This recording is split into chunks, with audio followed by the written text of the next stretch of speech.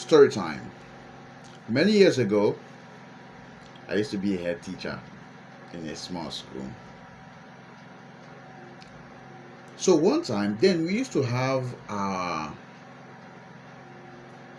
sports on Wednesday, and then we have because we have there's something we were having then on Friday, fellowship and something I can't remember right now, but our fellowship used to be very strong. So we have our sports on Wednesday, and then we put on jeans day on Friday.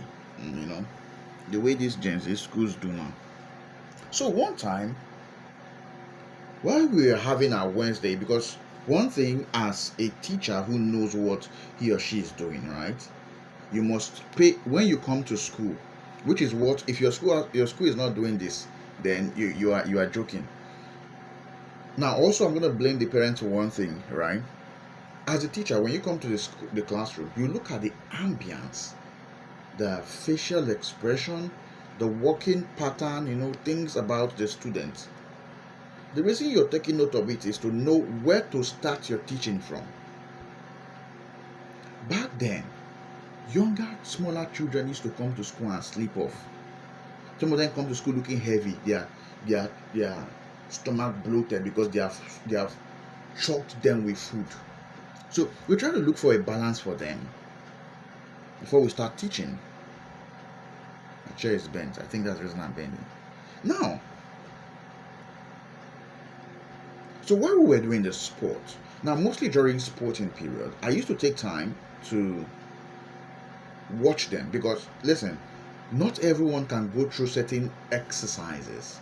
Some people may be sick and not wanting to see anything because they want to enjoy their children. So when I started doing the sport, I noticed one guy. I don't want to mention the guy's name. He was just by the side, and that guy used to be the most intelligent. I think he started reading. Because I taught very nursery classes. Then I went on to basic classes. I was okay. My work was as a head teacher. I was also teaching any class that lacked, for example, teaching setting maybe for example mathematical brush up, English brush up. I would always go there, but mostly reading abilities. Now, so the guy started reading from nursery class. Very intelligent guy, and he was, I think, almost the smallest in the class. Now, I noticed the guy was cold and was at the corner. So I think I passed the baton of leadership with the sporting activity to some other person, and I went to check up on him. And I found out that the guy was hot. But play, children don't joke with their play. We don't allow the guy stay in the place. So he came out and was trying to do things. And so I immediately called the father. Because father was always the one coming to drop them off. I think they were three, they're 3. So the father was always the one coming to drop them off at school or in the school. Now,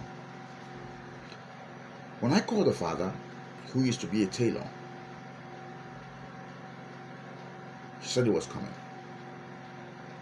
So when we do our assembly, 20 minutes thereabout, we now do because of the sun, not wanting to scotch the children too much. We then so we started off the thing. They say 8:30, 8:30, almost 9. I called the father. He didn't come. He said he was coming. I'm coming. No. I told him the urgency of the thing because the child was very hot. He did not come. 10, 11, 12. The man did not come. The guy was growing worse.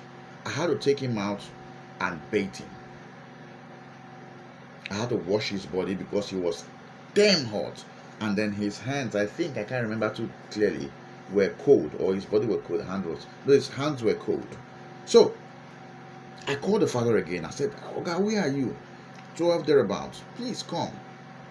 Because they would close at 3 o'clock. Please come. This child is getting worse. Looking very pale, and sometimes, and then he had because he was very hot, I had to take off his shirt and have him, and then after that, had on his shirt again. Because I was moving about as a head teacher, anywhere I go to, I take him along. because I suspected something like that may happen. Something crazy may happen because of its temperature. It was really hot. So if I want to go here, I take him along. Or I tell the people in the place, please put an eye on him.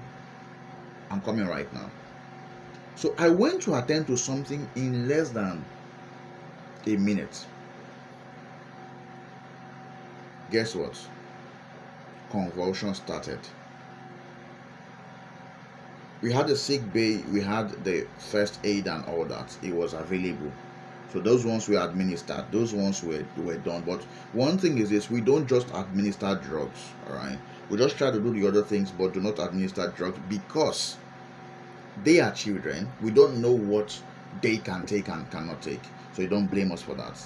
No, except we call the parents immediately and have them come pick the children, or we ask them, can we give them these particular drugs? We sometimes snap and send to them, to be careful, because school, you got to be very careful. One little mistake you make can be the thing that would ruin your school. All right, that's so. Now I called the man again. He didn't respond. So 1 minute I stepped out to get something done having to do with school affairs. Guess what? Convulsion started. The teachers, because I had told them, put an eye on this child, they had their eyes on the child. So they saw it happen immediately, and then they sprang into actions. But the thing is, nobody had an idea of that thing, what it was. The child started convulsing so badly. They brought the child and just threw the child at me, as in they flung the child at me. So I caught the child. The whole school was in uproar because of the commotion of how it happened. When the teacher brought the child to me, because I told the teacher to watch the child and all that, I just had to do what I needed to do. Back then, because that was one of the things that, I used to have a last born that died from it, that died from the convulsion thing, or that died from it. Now, so I had to have my hand, to work. And after everything, the child peed, I think, yes, peed on me, I think. And then the child was revived. Guess what? Few minutes after, like not less than 5 minutes, nothing less than 5 minutes, the father came. The father we were calling since 9 o'clock came immediately. So he saw the child naked, and we were washing the child. The child was also vomiting something green from the mouth. If there were no experiences in that school that day, the man would have come to meet his child's lifeless body. I'm telling you this for real. This was one of the ways God saved me. One of the situations where I would say God saved me from answering questions I could not answer. Now the child, I told the father about it, and he took it. He was normal. I said, okay, and he went home. That child did not come to school for almost a month. And every time we were checking on the child, we were saying that the thing was really bad. When the child went home, it was really bad. That child would have lost his life in the school. Why? The carelessness of a father, because you're occupied with something else that you don't. Now, these are the same parents that would want you to worship the feet their children walk on, or the ground that children walk on, and they don't subscribe to the same level of care for their children. I'm telling you this for real.